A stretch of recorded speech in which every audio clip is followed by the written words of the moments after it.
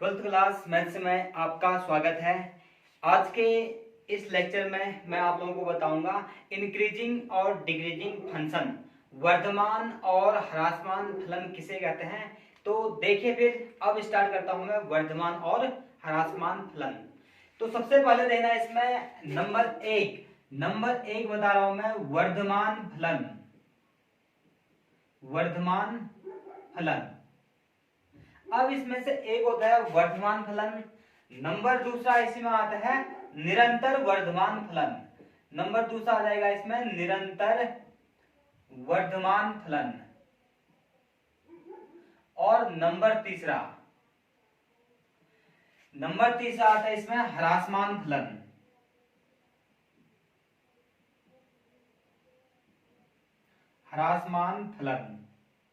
और जो नंबर चौथा आता है निरंतर ह्रासमान फलन।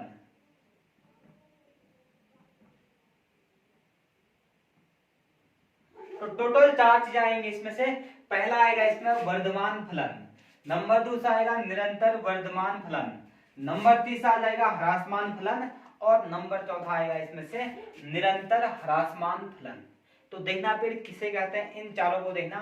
तो सबसे पहला कहा इसमें से वर्धमान फलन, इंक्रीजिंग फंक्शन, नाम से स्पष्ट दिख रहा है। तो कोई भी फलन वर्धमान फलन कहलाता है। यदि कोई किसी फलन का ग्राफ यदि इस प्रकार से दिया रहता है कि यदि किसी फलन का ग्राफ हमेशा बढ़ते रहता है, अब कुछ समय के लिए इसमें से इक्वल हो सकता है लेकिन कभी भी ग्राफ घटेगा नहीं। किसी भी फंक्शन का ग्राफ यदि इसमें से बढ़ते रहेगा, जैसे इसमें से यहां से यहां तक बढ़ते जा रहा है, यहां से कुछ समय के लिए इक्वल हो सकता है और यहां से फिर बढ़ते जा रहा, लेकिन घटेगा, किसी भी पॉइंट से घटना स्टार्ट नहीं होगा। तो ऐसे फलनों को कहते हैं हम वर्धमान फलन कहते हैं। अब नंबर दूसरा आएगा निरंतर वर्धमान फलन। इसमें से जो दूसरा कहा निरंतर वर्धमान फलन, तो निरंतर वर्धमान फलन कहते हैं यदि किसी फलन का ग्राफ इस प्रकार से दिया हो, यदि किसी फलन का ग्राफ दिया हो इस प्रकार से कि निरंतर बढ़ते रहेगा, इसमें कहीं पर इक्वल भी नहीं होगा। जैसे वर्धमान फलन में कुछ समय के लिए कांस्टेंट इक्वल हो सकते हैं इसमें, लेकिन इस वाले में इक्वल भी नहीं होगा, लगातार बढ़ते जाएगा। तो ऐसे फलन को कहते हैं हम निरंतर वर्धमान फलन। और नंबर तीसरा आता है इसमें ह्रासमान फलन। तो ह्रासमान फलन कहते हैं हम ऐसा फलन जिसका graph x x dash y y dash, तो जिसका ग्राफ इस प्रकार से होगा, घटते रहेगा। अब कुछ समय के लिए इस प्रकार से आ सकता है लेकिन हमेशा घटते रहेगा, कहीं पर भी ग्राफ कभी बढ़ता हुआ नजर नहीं आएगा। तो ऐसे फलन कहलाते हैं निरंतर, ऐसे फलन कहलाता है ह्रासमान फलन। और नंबर चौथा आता है इसमें निरंतर ह्रासमान फलन। तो निरंतर ह्रासमान फलन कहलाता है आगे x x dash y y dash, ऐसा फलन जिसका ग्राफ निरंतर घटते रहेगा, इसका ग्राफ निरंतर इस प्रकार से घटते रहेगा। तो ऐसा फलन कहलाता है निरंतर ह्रासमान। तो पहला कहा इसमें से वर्धमान फलन कहा, तो वर्धमान फलन कहता है ऐसा फलन जिसका ग्राफ बढ़ते रहता है, अब किसी समय में इक्वल भी हो सकता है इसमें से। नंबर दूसरा निरंतर वर्धमान फलन जिसका ग्राफ हर हमेशा बढ़ते रहता है। नंबर तीसरा ह्रासमान फलन जिसका ग्राफ घटते रहता है, कहीं इक्वल हो सकता है। और नंबर चौथा रहा ऐसा फलन जिसका ग्राफ निरंतर घटते रहेगा, ऐसे फलनों को कहते हैं हम निरंतर ह्रासमान।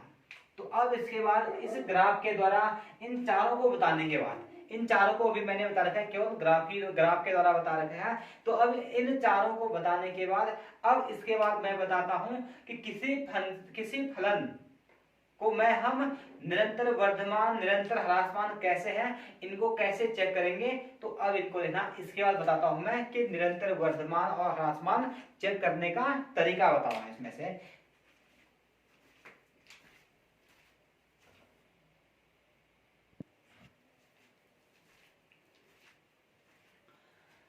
तो अब देखिए फिर अब बता रहा हूं मैं वर्धमान ह्रासमान व अचर फलन की जांच, कि कैसे इन फलनों की हम जांच करेंगे।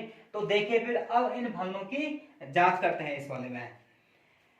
तो इनके जांच के लिए यदि कोई फलन fx है, यदि हमारे पास कोई फलन fx इस प्रकार से दिया हो, यदि कोई फलन fx closed interval a, b में, यदि कोई फलन fx इस प्रकार से दिया हो कि क्लोज्ड इंटरवल a, b में संतत हो,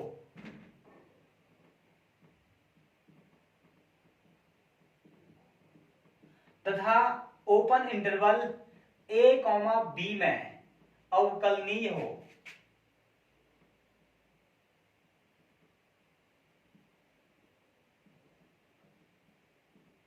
तो देखना फिर, यदि कोई फलन fx इस प्रकार से दिया हो तो किसी क्लोज्ड इंटरवल a, b में संतत हो, कंटिन्यूटी हो और ओपन इंटरवल a, b में डिफरेंशिएबल हो, तो उस समय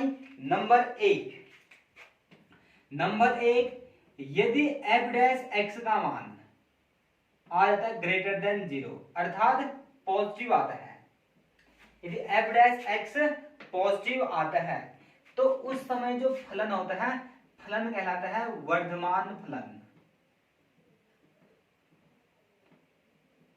और नंबर दूसरा यदि f dash x less than आता है 0 अर्थात नेगेटिव आता है, यदि f डैश x नेगेटिव आता है तो उस कंडीशन में जो फलन होता है वह फलन होता है ह्रासमान। और नंबर तीसरा यदि f डैश x आ जाता है इसमें 0 तो उस समय ये कहलाता है अचर फलन। इस प्रकार से क्या होगा, उसमें फंक्शन ऐसा होगा, उसका ग्राफ इस प्रकार से बन रहा होगा, जो फंक्शन होगा ऐसा ग्राफ बन रहा होगा, उसमें से अचर होगा, न तो बढ़ते जा रहा होगा न तो घटते जा रहा होगा, इसमें से कहीं पर बढ़ेगा भी नहीं और कहीं पर घट भी नहीं रहा होगा, अर्थात उनका ग्राफ इस प्रकार से कांस्टेंट जा रहा होगा, तो वह कहलाता है अचर फलन। तो इसमें इनको चेक करने का तरीका कहा मैंने, यदि कोई फलन fx क्लोज्ड इंटरवल में संतत और ओपन इंटरवल में अवकलनीय हो तो उस समय नंबर एक यदि f डैश x पॉजिटिव आएगा तो वर्धमान कहलाता है, यदि f डैश x नेगेटिव आएगा तो उस समय कहलाता है ह्रासमान। और नंबर तीसरा यदि f dash x equal to 0 आएगा तो उस समय कहलाता है अचर फलन, वह न तो कभी इसका ग्राफ न तो बढ़ते जा रहा होगा न घटते जा रहा होगा, इसमें से ऐसा होगा। तो अब यहां से क्या, कभी ऐसा भी हो सकता है कि f डैश x पॉजिटिव भी आ सकता है निगेटिव भी आ सकता है, जैसे कैसे कोई अंतराल दिया होगा, उस अंतराल में f डैश x किसी पॉइंट पर पॉजिटिव आ जाए किसी पॉइंट पर नेगेटिव आ जाए। यदि पॉजिटिव और नेगेटिव दोनों आता है, यदि कभी ऐसा हो गया पॉजिटिव भी आ रहा है और नेगेटिव भी आ रहा है तो उस समय फलन न तो वर्धमान होता है और न ही ह्रासमान। वो ऐसा हो सकता है इस प्रकार से, जो भी इंटरवल यदि कोई फंक्शन का ग्राफ यदि इस प्रकार से बन रहा है, इस प्रकार से, तो इस फंक्शन को हम न तो वर्धमान कह सकते हैं न तो ह्रासमान। यहां से यहां तक तो ग्राफ बढ़ते जा रहा है, वर्धमान होगा, फिर यहां से घट रहा है, फिर यहां से बढ़ रहा है, फिर घट रहा है, अर्थात इसमें से ग्राफ न तो बढ़ते जा रहा है न तो घटते जा रहा है, दोनों काम एक साथ हो रहा है, ग्राफ बढ़ते भी जा रहा है और घटते भी जा रहा है, तो ऐसे फंक्शन को कहा जाता है न तो वर्धमान और न ही ह्रासमान। तो इसमें सबसे पहले कहा यदि f डैश x पॉजिटिव तो वर्धमान, f डैश x नेगेटिव तो ह्रासमान, यदि f डैश x 0 तो होगा अचर फलन होगा। यदि f डैश x किसी इंटरवल में यदि पॉजिटिव और नेगेटिव दोनों दिखें तो उस कंडीशन में वह न तो वर्धमान हो रहा होगा और न ही ह्रासमान हो रहा होगा, तो वह उनका ग्राफ इस प्रकार से बन रहा होगा इस वाले में। तो अभी तक एक बार सरसरी निगाह से देखना, इसमें सबसे पहले कहा वर्धमान फलन जिसका ग्राफ बढ़ते जाता है, निरंतर वर्धमान हमेशा बढ़ते रहेगा, फिर तीसरा बताया था इसमें से ह्रासमान, फिर निरंतर ह्रासमान, फिर उसके बाद बता रहे थे इनको जांच करने की विधियां। तो इनको एक बार ध्यान से देखिए, इस बार इनको देख लीजिए।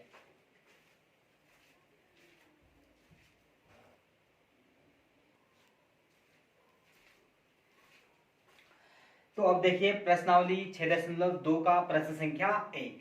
तो पहले प्रश्न में क्या रखा है, इसमें कोई फंक्शन दे रखा है f(x = 3x + 17) का रखा है से प्रदत्त फलन निरंतर वर्धमान है। सभी रियल नंबर में सिद्ध करना है कि यह निरंतर वर्धमान है। तो देखना फिर निरंतर वर्धमान कब होता है। कोई भी फलन f(x) निरंतर वर्धमान तब होता है जब f' x कैसा आ जाए, पॉजिटिव।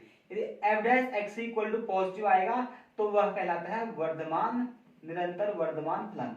यदि f' x आ जाए नेगेटिव तो वह क्या कहलाता है, निरंतर ह्रासमान फलन।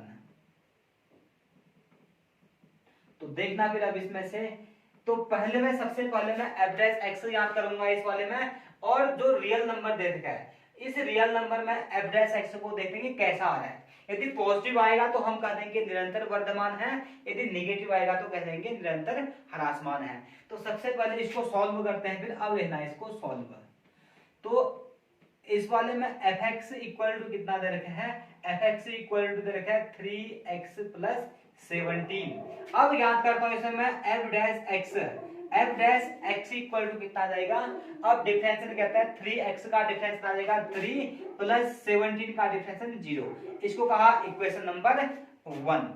अब इसमें से रियल नंबर पर चेक करना है, जो भी रियल नंबर है इस पर चेक करते हैं f'(x) के लिए। तो for all x belongs to r के लिए प्रत्येक रियल नंबर के लिए f'(x) की वैल्यू कितना होगा देखना। फिर अब यहां से प्रत्येक x में रियल नंबर रख करके चेक करेंगे, लेकिन f(x) के यहाँ तो कोई रियल x का कोई टर्म दिख नहीं रहा, हमेशा कैसा दिख रहा है 3। तो चाहे x का कोई भी वैल्यू रखो, हर हमेशा f'(x) का मान कितना आ जाएगा 3। तो हमेशा f'(x) की वैल्यू 3 आएगा, जो कि कैसे है, पॉजिटिव।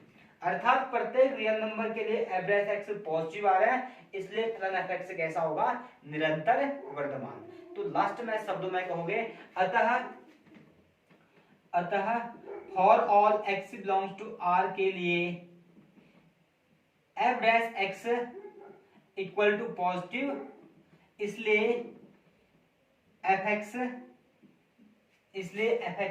निरंतर वर्धमान है, निरंतर वर्धमान है। आप लोग इसको लिख लीजिए पहले।